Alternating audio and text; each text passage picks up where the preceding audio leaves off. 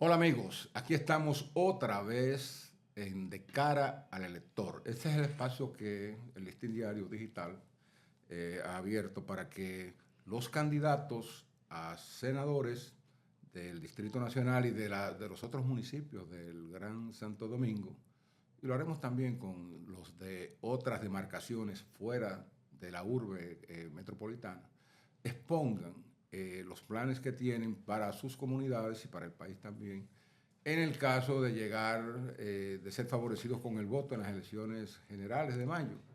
En esta oportunidad nos acompaña don Guillermo Moreno, es el candidato a senador del Partido Revolucionario Moderno y toda la coalición que acompaña a esa organización política. Estamos también con Melanie Cuevas de nuestra redacción para hablar con él de qué proyectos específicos ha concebido para aplicar en el caso de que sea favorecido con la votación ahora en mayo. Don Guillermo, bienvenido al listín. Bueno, Y aquí a de cara al elector.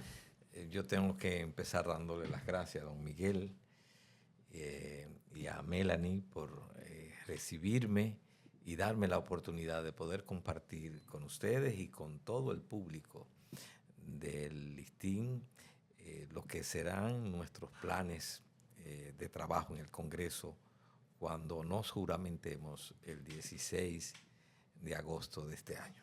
Qué bien.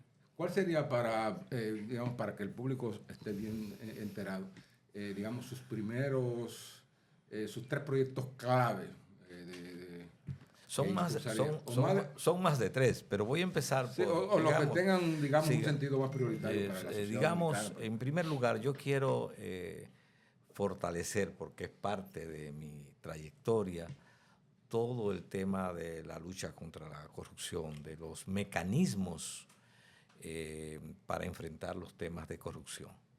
En ese sentido, debemos incorporar una serie de delitos y crímenes relativos al enriquecimiento ilícito y también mecanismos para evitar la impunidad. Y además de eso, en muchos casos de los delitos existentes también hay que endurecer las penas. Pero aquí tenemos un buen esquema prevención, de mecanismos de prevención. Pero tenemos que profundizarlo. Por ejemplo, Okay. hay la ley de compras y contrataciones, podemos mejorarla. Podemos también, lo relativo a la ley de acceso a la información pública, podemos mejorarla y esa es la idea, hacerlo. Aquí se necesita también una ley relativa al conflicto de intereses, que eso también contribuye bastante o puede contribuir bastante en este tema. Y en ese sentido, digamos que ese es un primer aspecto en el cual nosotros vamos a proponer en unos casos proyectos de ley y en otros casos reformas a las existentes que uno de ellos, por ejemplo, el tema de la ley de declaración jurada, que todos los años en cada nuevo gobierno siempre hay todo un escarceo. Entonces tenemos que mejorar esos mecanismos. Porque, como no me canso de repetir, la corrupción es un cáncer que corroe la democracia. Y las sociedades, nuestro país necesita tener cada vez mecanismos más efectivos que permitan que con mayor eficiencia podamos identificar, podamos detectar y podamos investigar y sancionar la corrupción. Perdón, don Guillermo, cuando usted habla de estas ideas de fortalecimiento de los mecanismos, me parece escucharlo muy enfocado en lo que es la corrupción oficial, en el ámbito oficial. Pero también recuerde que la sociedad está permeada por otros niveles de corrupción ya de la parte privada, vamos a decir que empresarial, social. O sea, que se manifiesta, por ejemplo, en un sinnúmero de estafas y de operaciones de truqueo que se pasan y el ciudadano no tiene ninguna. Sí, lo que pasa es que una cosa es la corrupción pública, que es la que tiene que ver con la apropiación de recursos públicos, que son los impuestos que pagan los contribuyentes. Y otra cosa es los actos de enriquecimiento ilícito, pero en el ámbito privado. Normalmente en los actos de corrupción pública participa también sectores privados. Y en ese sentido ahí ambos se hermanan, el corruptor y el corrupto y el corruptor. Pero en el ámbito privado, esos actos ilícitos, esos delitos, esos crímenes, están ya tipificados en muchos casos. Se puede, y para eso hay un proyecto de código penal en proyecto en las cámaras, están tipificados como delitos y crímenes. Por ejemplo, la estafa, el abuso de confianza, son formas de apropiación de dinero, de bienes de otra persona en el ámbito privado. Pero y son formas de enriquecimiento. A quien le estafan, el estafador se está apropiando de algo que no le pertenece y que le pertenece a otra persona. Puede darse también en el ámbito público. Pero digamos que donde vamos a enfocarnos, además del ámbito privado, es también para preservar y tener mejores mecanismos y medios de persecución, de investigación, de tipificación de inconductas que puedan significar formas de enriquecimiento ilícito, y eso está muy a tono con lo que ha sido el esfuerzo que ha hecho el gobierno de Luis Abinader en estos 4 años de profundizar la transparencia y también de esforzarse en hacer un gobierno honesto, que es una de las metas que tenemos que proponernos. Pero, evidentemente, la forma de lograrlo tiene que ser a través de mecanismos eficientes de poder investigar y perseguir. Otro tema que quiero ponerle mucha atención y que es uno de los aspectos para mí cruciales es el tema de redireccionar el 4% que se invierte del Producto Interno Bruto en la educación. Y pienso que tenemos que redireccionarlo estableciendo unos determinados énfasis.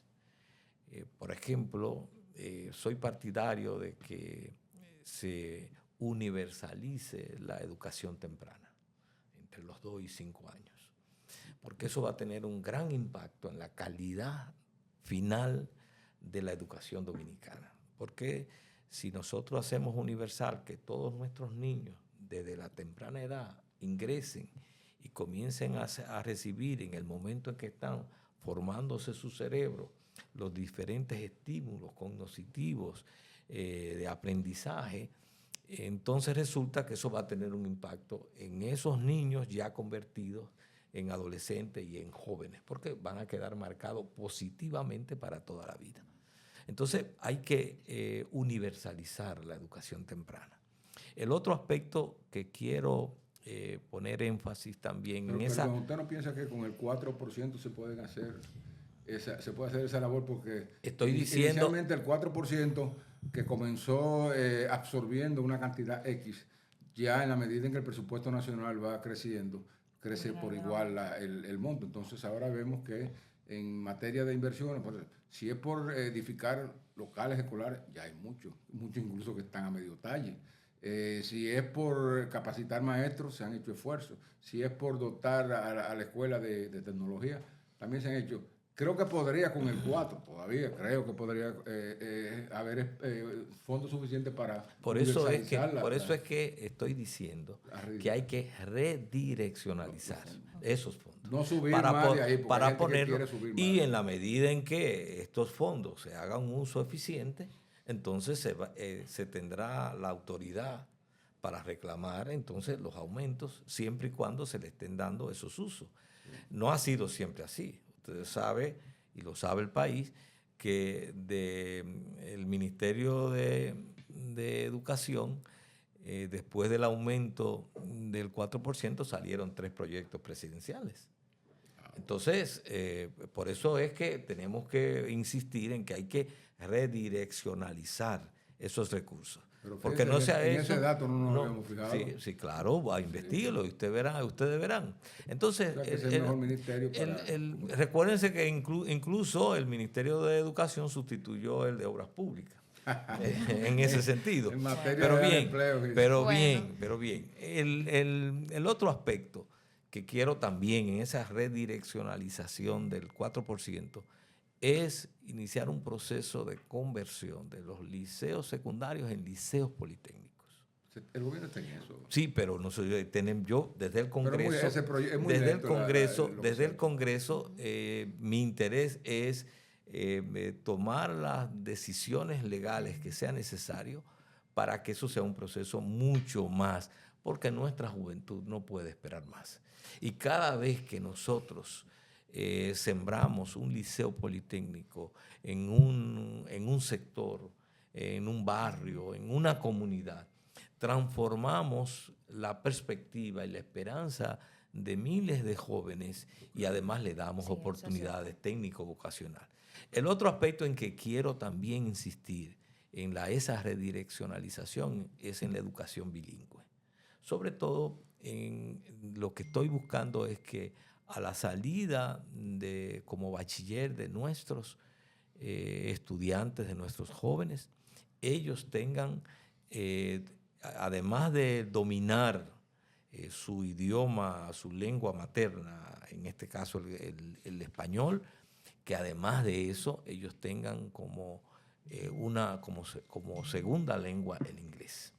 Porque este es un país turístico y además de que el inglés abre muchos horizontes y muchas oportunidades. Exactamente.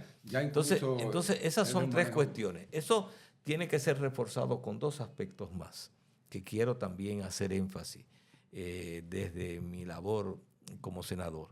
En primer lugar, hay que hacer un gran esfuerzo, y es un esfuerzo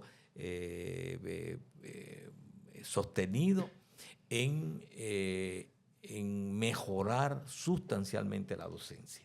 Es decir, hay que invertir una parte importante de ese 4% en que cada vez tengamos mayor calidad docente.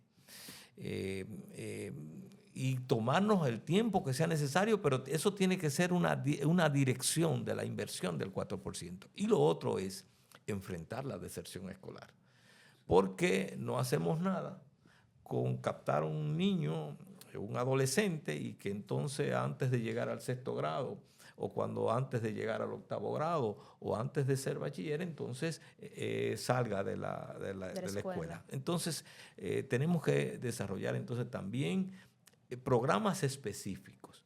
Desde mi labor congresual, yo voy a enfocarme para trabajar, y sobre todo ahora que se va a plantear la modificación de la ley de educación, entonces enfocar que se le pueda dar esa direccionalidad, entre otras cosas, a la educación.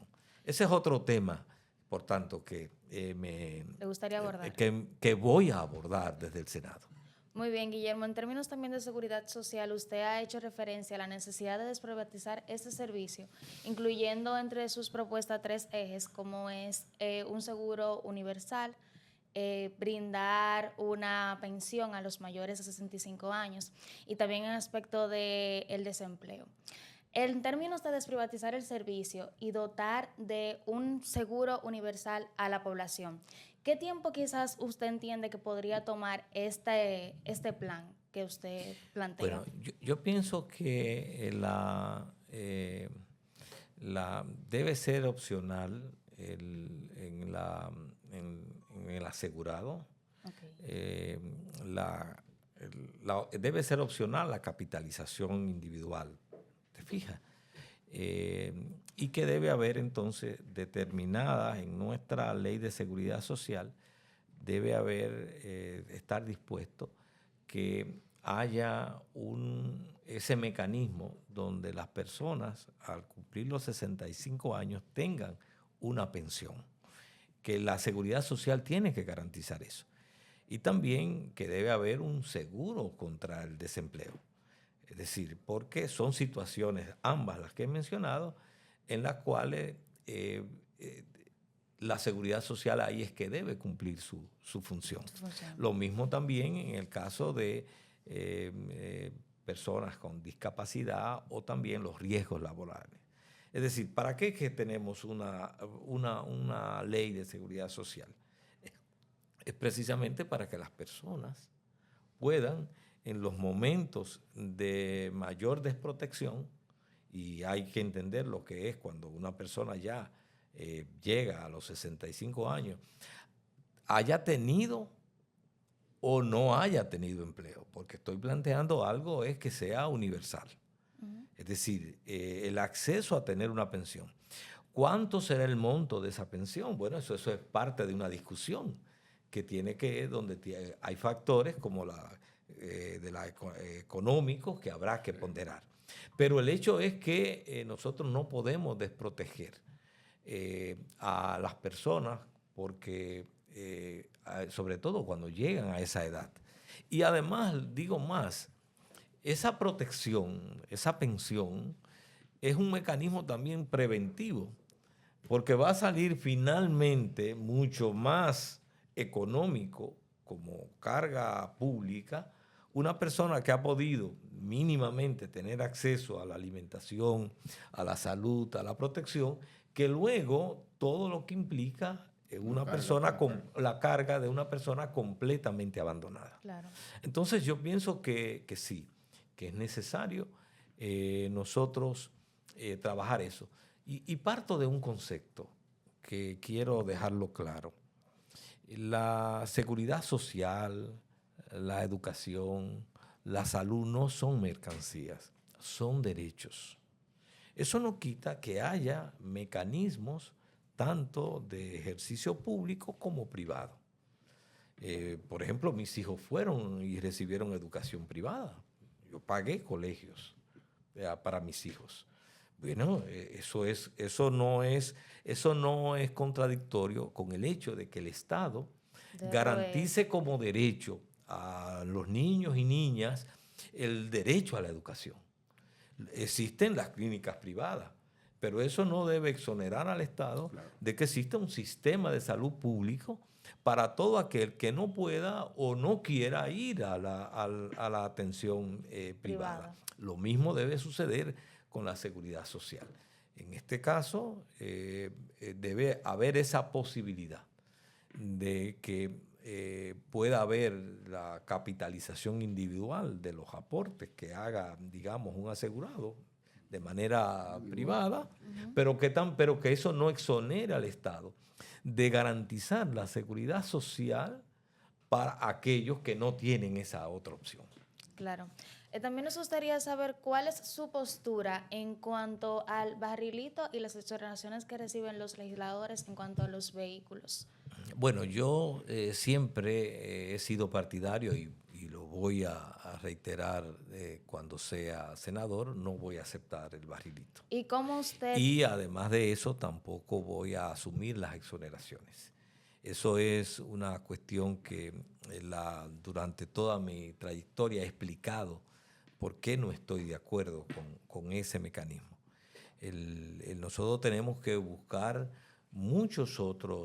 hay muchas otras formas en las cuales el Congreso puede mejorar, ser más eficiente en su labor, en la labor que le es propia. Como es la labor legislativa. Don Guillermo, o sea, El barrilito se crea y se lo aprueban todos unánimemente entre ellos, porque van a recibir en función de la población a la que ellos representan una cantidad X del presupuesto que se aprueba para el Senado de la República o la Cámara de Diputados. O sea, con la finalidad de que así fue originalmente, que los legisladores puedan atender como si fuera el Seguro Social, el mismo Estado, atender necesidades mínimas de esos pueblos, pero eso se ha desnaturalizado. O sea, porque a veces no hay una fiscalización de la inversión de esos recursos. Dicen que generalmente lo utilizan los senadores para hacer su politiquería y su demagogia y su cosa. Entonces es interesante que usted dé una primera señal de rechazo de eso. Ya otros lo han hecho, muy poco, pero muy poco. Sí, debo decirle. La mayoría sigue cogiendo su barril. Pero debo decirle, debo decirle que, por ejemplo, ya eso es una tradición, como ustedes saben, yo soy presidente del partido Alianza País. Nuestro primer diputado fue Fidelio Despradel y él renunció al barrilito. Nuestro segundo diputado es Pedro Martínez, que está en funciones, tampoco ha aceptado, igual que Fidelio, ni el barrilito, ni el cofrecito, ni las exoneraciones. Actualmente también en el Congreso Nacional, José Horacio Rodríguez tampoco asume, porque es bueno también reconocer todo lo positivo. También Juan Dionisio Restituyo no acepta, tampoco no ha aceptado el cofrecito y el barrilito. En el caso del Senado no lo ha aceptado Antonio Taveras, tampoco Eduardo Estrella. También hay un legislador, diputado apellido Mateo, que tampoco lo ha asumido. Es decir, que digamos que Farideh Raful tampoco ha aceptado el barrilito. Es decir, que digamos que hay un grupo de legisladores que han también ya sentado precedentes y han dado sus razones de por qué no aceptar el barrilito y el cofrecito. Ahora, ni las exoneraciones. Usted ha mencionado, qué interesante lo ha hecho, algunos legisladores que pertenecen a Alianza País, a su partido. Y ahora, escuchando todas las ideas que usted tiene de proyectos, me gustaría, porque yo sé que ahí por buenas que sean las intenciones, cuando uno llega a ese congreso, o sea, la aceleración, la discusión, la aprobación final del proyecto se toma demasiado tiempo. Entonces, por más bien inspirados que estén y sean muy positivos, siempre hay como trabas y como atajos que lo dilatan. En la experiencia de los legisladores de su partido, ¿cuál ha sido, digamos, la canasta de proyectos que ellos han logrado aprobar? Bueno, nosotros hemos sido un partido minoritario en el escenario legislativo, y lo que realmente han hecho nuestros legisladores más bien es han presentado sus propuestas, pero lo que han hecho es buscar que la ciudadanía conozca esos proyectos, le den respaldo, y entonces ver cómo pueden posicionar esas ideas y esos proyectos en la ciudadanía. Esa es una labor que también yo tendré que hacer, porque, como ustedes entenderán, una de las cosas... Usted iría en coche porque usted representa una coalición muy grande del gobierno, y cuando viene a ver... O sea, sí.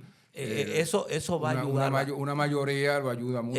Eso va a ayudar bastante. El hecho de que vamos a estar siendo parte de una mayoría legislativa. Pero eso no quita lo que es una parte que es esencial, que es que la ciudadanía sea copartícipe de los proyectos que se están proponiendo y se están discutiendo. Normalmente ese es un factor que acelera que un proyecto de ley pueda ser aprobado, que ese proyecto de ley de pronto comience a ser encarnado por una parte de la población, comience a ser asumido, comience a ser reclamado.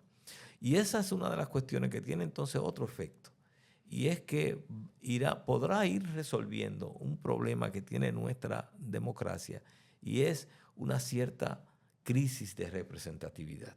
se da una desconexión. Exacto, una desconexión. Una desconexión entre representantes y representados. Ahora, en la medida en que hagamos un esfuerzo desde el Senado, desde los diputados, para airear los proyectos de leyes que llevemos y discutirlo en las comunidades. Nosotros vamos a tener una oficina en cada una de las circunscripciones para discutir con la gente, lo que ya hemos llamado el Congreso Abierto. Vamos a propiciar el Congreso Abierto, de tal manera que podamos discutir con la gente los proyectos de leyes y que además la gente, los ciudadanos de la capital en este caso, y de otros lugares, porque las leyes van a ser para todo el territorio nacional, puedan dar su opinión en uno u otro sentido. Y eso entonces va a mejorar la calidad de la democracia y va a mejorar la calidad de la legislación, porque el pueblo tiene mucha sabiduría y también el pueblo orienta. Muchas veces uno puede llevar proyectos de leyes técnicamente muy bien elaborados, pero luego cuando uno lo confronta con el actor cotidiano, el empresario, el trabajador, el profesional, entonces comienzan a verse perspectivas que tal vez el que lo elaboró en una oficina no lo percibió, claro. Porque esa es la vida misma. Entonces sí, efectivamente vamos a trabajar para mejorar la representación en el Congreso para que los capitaleños se sientan representados en su senador y podamos tener un diálogo permanente. Y yo quiero referirme a otros temas que también... Yo también quiero, antes que usted siga, porque por lo que yo veo, la cartera de proyectos suya es muy amplia. Pero mire, volviendo al principio, usted tocó el tema que tiene que ver con los mecanismos legales de prevención y de castigo de la corrupción. Pensé en que podemos aprovechar el momento actual en que la sociedad está observando un deterioro progresivo, profundo del sistema penitenciario dominicano. Uh-huh. Eso ha dado lugar a que muchos sectores del sector, sobre todo los abogados, juristas, se estén planteando verdaderas reformas en el sistema, ¿no? Para que la sociedad, para que el Estado pueda manejar la retención, la judicialización de esos presos. Entonces, hace poco, en el Listín Diario editorialmente propusimos que se especializaran las cárceles según los delitos cometidos para clasificar, digamos, detenidos o procesados o condenados por narcotráfico en un lugar, a los de minucias ahí que lo metan en otro sitio. Bueno, entonces, para hacer eso habría que entonces reformar el código, por ejemplo, establecer un mecanismo de clasificación de tales presos para tales jurisdicciones. No sé, usted como ha manejado el Ministerio Público y conoce de eso, ¿es viable? ¿Se puede hacer algo en ese sentido? Bueno, yo debo decir que durante décadas el sistema carcelario nuestro es un retrato de un fracaso que hemos tenido como sociedad. Ahí durante décadas hemos visto cómo el problema carcelario se repite una y otra vez. Y eso que usted señala, don Miguel, es parte del problema.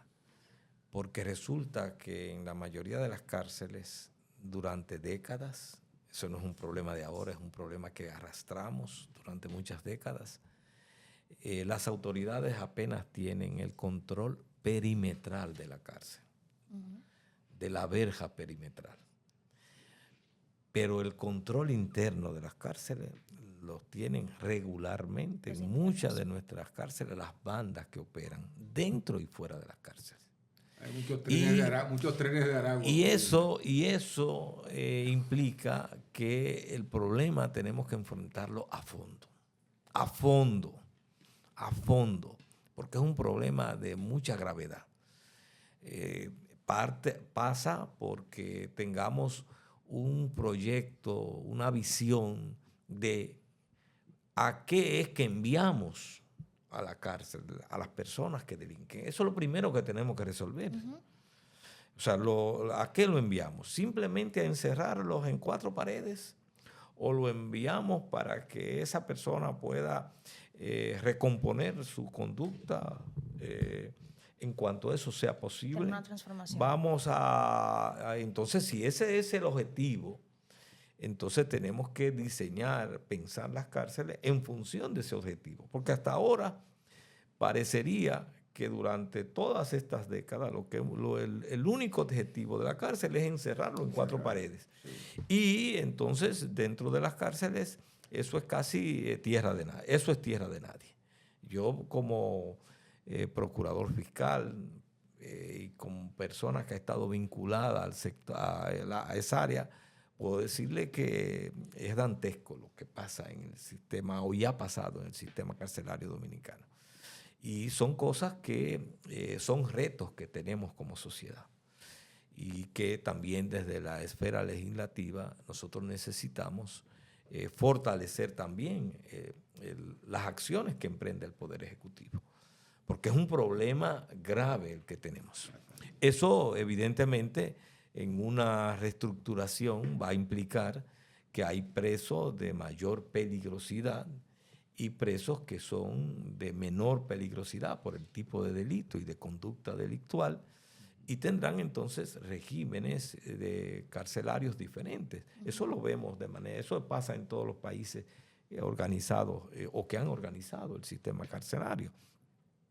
Pero, por ejemplo, ¿cuál es uno de los principales problemas?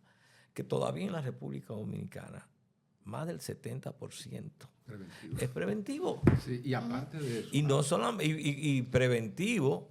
Preventivo de largo plazo. Y entonces algunos de ellos no tienen ni una primera sentencia. Porque se es preventivo hasta que la decisión judicial no adquiere la autoridad de la cosa juzgada. Son muy pocos los que llegan a la Suprema Corte de Justicia. Pero cuando nosotros comparamos la cantidad de preventivos que no tiene una primera sentencia, que simplemente han sido enviados por el juez de la instrucción, eso lo que también refleja ya no es el fracaso del sistema carcelario, es el fracaso del sistema judicial. Porque el sistema carcelario no es responsable de la condición en que envían el detenido. Ahora, eso refleja que hay una mora judicial y hay un fracaso en la administración del aparato judicial que lo ha ido haciendo cada vez más ineficiente. Entonces, y sin embargo, y oigan, para que veamos la complejidad del problema, y sin embargo, resulta que en la población la queja es que demasiadas personas que delinquen salen con extremada facilidad del aparato judicial. Una de las cosas que nosotros queremos, además de impulsar la reforma policial, queremos también impulsar una reforma judicial para hacerla más eficiente, porque la justicia tiene mucha porosidad.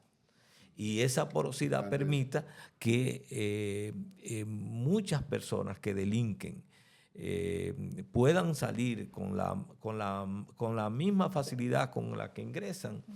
E incluso vemos casos de imputados con 10, 12, 15, 17, 22 sometimientos. Entonces, eso hace que la misma sociedad, ante esa justicia ineficiente, sí se sienta desprotegida. La sociedad vive un estado de indefensión frente al delito, porque incluso es tan fácil con la que muchos imputados salen de la cárcel, que muchas personas que son víctimas de delitos y crímenes no lo denuncian. No, por miedo a la represalia. Porque temen que como va a salir con facilidad, entonces resulta que él va a ser objeto de amenaza posteriormente. Entonces estamos hablando ¿no? Y de a veces tema. no hay que llegar al extremo de atemorizarse por eso, sino que en los casos, por ejemplo, de mujeres abusadas, que van a poner denuncias a los cuarteles policiales, a veces no se atreven a hacerlo porque cuando viene a ver, ¿Tiene algún conocido? tiene un aliado ahí y un cómplice. Ahora, otra cosa, Por doctor. eso digo que una de las, en este tema de seguridad ciudadana, que es uno de los temas a los que me voy a ocupar del Congreso, quiero impulsar, apoyar todo el esfuerzo que está haciendo el Poder Ejecutivo en la reforma policial, pero hacerlo desde el Poder Legislativo, desde el Senado, también impulsar una reforma judicial para hacerla más eficiente y también el tema del sistema carcelario. Sí, a propósito de eso que usted está hablando, el presidente Abinader, yo estaba presente en ese momento en una de las reuniones del Consejo de Seguridad de la Policía, estaban discutiéndose muchos temas, y él anunció que iba a promover una reforma del Código Procesal Penal. No creo que se hayan dado todavía los pasos en ese sentido, pero usted conoce bien el código y estoy seguro de que también es partidario de que tiene partes ese Código Procesal Penal de que deben de ser ya reajustadas o actualizadas, no sé, según ya la experiencia que hemos visto en estas cuestiones de puertas giratorias, que unos salen más rápido, u otros que se quedan demasiado tiempo. Cuando hablo de impulsar una reforma judicial, evidentemente no es a nivel constitucional, sino es a nivel de las leyes adjetivas que tienen que ver y que permitan que pueda haber una justicia más eficiente en la decisión respecto de los imputados que son presentados ante ella. Y eso va a implicar una reforma necesaria al Código Procesal Penal. Y una depuración del Ministerio Público, me imagino que usted lo conoce bien. Bueno, hay que hacer eso es parte de todo ese entramado de reformas que hay que hacer.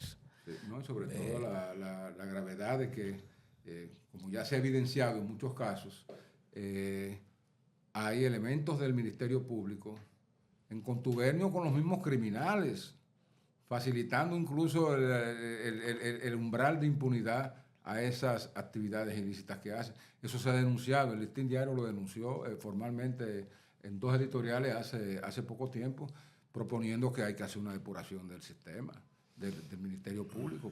Además, ahí están los casos disciplinarios de muchos fiscales que están siendo sometidos a investigación. Normalmente, y eso pasa, eso no sería nuevo ni en la República Dominicana, y pasa en muchos sistemas, que esa convivencia entre policía y delincuencia, Ministerio Público y delincuencia, y hasta jueces y delincuencia, se dan niveles, se crean puentes. Por eso los sistemas judiciales, del Ministerio Público, policiales, tienen los mecanismos de control interno, que son mecanismos de fiscalización, de examen de las conductas de policías, de Ministerio Público, de jueces, para detectar cuando hay conductas que inducen a pensar que pueden haber esas connivencias y que puede haber lealtades y protección, que se da lo hemos visto en decenas de países, que eso se da, y evidentemente en la República Dominicana con los deterioros que estamos viendo que suceden fíjense que nosotros tenemos un Ministerio Público y una judicatura heredada de gobiernos anteriores en los cuales no precisamente en muchos casos se pudieron detectar que habían complicidades. Entonces, todo eso nos está planteando de cara al futuro una reforma y una revisión profunda de estos cuerpos. Bueno, Melanie, vamos a ir ya cerrando el finalizando círculo con el doctor Guillermo Moreno. Pero yo apenas he comenzado a presentar. Pero bien, sí, ustedes son. Lo que pasa es que en aras de ahora de la modalidad comunicacional, en redes, en videos, o sea, estamos siempre frente a una audiencia que quiere las cosas ahí bien sazonada y cocinadita. Bueno, y, hay algo. Y listas para, sí, pero hay algo que su... yo no quiero dejar de decir. pues. Y Claro, es claro. que nosotros vamos a impulsar desde el Senado un proyecto de ley para para la titulación de la propiedad precaria en ensanches, en barrios, que se da aquí en el Distrito Nacional. Ustedes saben que hay muchos barrios y muchos ensanches donde las personas tienen sus casas, pero en terrenos que son propiedades particulares. Sí. Y entonces o del Estado mismo también. Y en ese caso es necesario que haya un programa avalado en una ley para que los ciudadanos de la capital puedan obtener el título del terreno en el cual tienen su vivienda, lo cual tendrá un gran impacto económico, no solamente de justicia social, porque en la medida en que tenga el título de propiedad emocional también, y emocional. La seguridad pero que eso es tuyo ahí. Pero debo decirle que no solamente es en los terrenos, esa titulación que vamos a propiciar, es solamente en los terrenos de los ensanches y los barrios, sino también de los complejos habitacionales. Nosotros hemos detectado más de 30 complejos habitacionales construidos por el Estado con más de 20, 30 y hasta 40 años y sus propietarios no tienen el título de propiedad. O sea, la parcela no, el título de propiedad del apartamento, complejos habitacionales. No, pero eso desde hace tiempo. Es decir, entonces son dos cosas diferentes. Pero, Guillermo, por ejemplo, desde hace tiempo tenemos ese problema. Mire, nosotros perdón que la interrumpa, hicimos un trabajo sobre los muchos propietarios de Residencial Honduras, que fue de las primeras cosas que hizo Balaguer. Ese es uno de ellos. El de la José Contreras tampoco tiene título. Incluso con la agravante de que en todos esos casos están pagos. Sí, y sin embargo, las personas lo que tienen los recibos de pago, pero no tienen el título de propiedad. Y nosotros creemos que eso es posible. Y otra iniciativa que no quiero dejar de mencionar es, nosotros hemos detectado que, porque hemos recibido muchos señalamientos en ese sentido, que hay más de 500,000 de hijos de dominicanos y dominicanas en el exterior que no tienen la nacionalidad dominicana, que han nacido allá. Pero se les reconoce. Pero entonces nosotros lo que vamos a hacer es un proyecto de ley para que haya un mecanismo expedito a través de los consulados, de tal manera que el padre o madre, que con la presentación de la condición de hijo de padre o madre dominicano ante el consulado de manera expedita pueda, y de manera gratuita, pueda expedirle el acta de nacimiento de ese niño o niña como dominicano, hijo de padre o madre dominicano, porque eso va a tener un gran impacto también para el país, porque le va a facilitar que las familias y además esos hijos de padre o madre dominicanos se sientan más atraídos a venir a la República Dominicana, además de que es un derecho. Es decir, es un derecho que ellos tienen por haber nacido de un padre o una madre dominicana. Sin embargo, en los contactos que hemos tenido con la comunidad, lo que nos dicen es que el trámite burocrático, los impuestos que hay que pagar, las veces que hay que ir, las traducciones que hay que hacer, todo esto hace que sea prácticamente imposible. ¿Y qué es lo que esto significa? Que vamos a perder la segunda generación. Sí. Vamos a perder la tercera generación. Exactamente. Tenemos problemas de dominicanos que no están declarados. Entonces, ese es un proyecto de ley que nosotros queremos impulsar y que debe, para que tenga un impacto, para que nosotros acerquemos desde el punto de vista de la identidad, la cultura, la dominicanidad a esos hijos de padre o madre dominicanos nacidos en el exterior. Bien, Guillermo, ya finalizando, una pregunta en torno a este proceso político. En base a los topes de gasto que establece la Ley de Régimen electoral de la Junta Central Electoral y su experiencia en su candidatura como presidente en los últimos 4 torneos electorales y ahora como candidato a senador del Distrito Nacional, ¿entiende usted que estos montos que establece la ley son razonables para poder participar en una campaña política desde una agrupación ya sea minoritaria o desde quizás de una organización ya como la que usted está participando ahora con una alianza? ¿Son esos montos razonables? Pero tú te refieres a cuáles montos, a los que... Los que establece, por ejemplo, ahora para los partidos o los candidatos. los candidatos. Por ejemplo, ahora los candidatos a senadores por el Distrito Nacional pueden gastar hasta más de 83 millones de pesos. Entonces, Siéndote muy sincero, yo me encuentro que son montos muy elevados y que eso encarece mucho la política.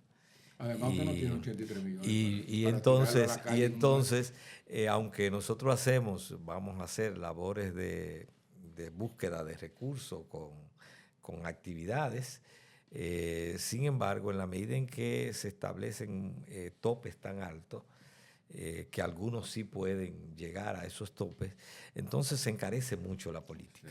Sí. Yo pienso que debiéramos tener tal vez topes no tan altos y fortalecer mucho lo que es el debate de las ideas y de las propuestas, y que los candidatos podamos ser mejor conocidos por lo que planteamos y no por lo que gastamos.